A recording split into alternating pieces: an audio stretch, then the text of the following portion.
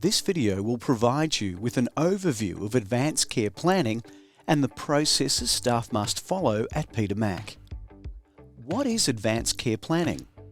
Advanced care planning, or ACP, is the process of the patient recording their preferences around medical treatments and nominating or appointing someone they trust to be their medical treatment decision maker, to make decisions on their behalf if they are too unwell to speak for themselves.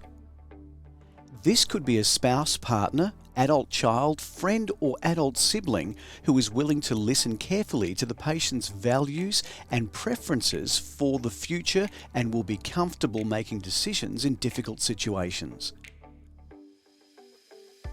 Who is a medical treatment decision maker? They used to call this medical power of attorney. It is important that the medical treatment decision maker understands the patient's wishes. If the patient has not legally appointed a medical treatment decision maker, we use a legal hierarchy to determine who will consent on behalf of the patient. The Can Your Adult Patient Consent app from the Office of Public Advocate Victoria will help with this. The forms. There are two forms you can give to patients. These are the Advance Directive form and the Appointment of Medical Treatment Decision Maker form. There is also a Peter Mac Advanced Care Planning brochure in English and other languages that patients can access at petermac.org/ACP. The Advance Directive form records the patient's preferences for their future health care.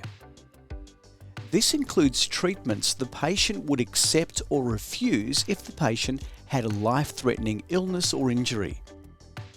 The Advance Directive will only be used if the patient does not have capacity to consent or communicate their preferences. In the Advance Directive, the patient can complete the Instructional Directive, which states which medical treatments the patient consents to or refuses. This directive is legally binding. As health professionals, you must follow it. The Values Directive explains the patient's healthcare wishes and values. This is not binding, but must be considered. The other form is the Appointment of Medical Treatment Decision Maker form. When the patient appoints a medical treatment decision maker, they are choosing a trusted relative or friend to make their healthcare decisions in the event that they lose medical decision-making capacity in the future. You must respect this person's decisions as if they were the patient's. What to do with the forms? Send the forms in an internal mail envelope or email them to Health Information Services. This information must also be recorded in Epic. How to record the information in Epic. You can get the ACP Navigator through the link in the Goals of Care section on the left of the Epic screen.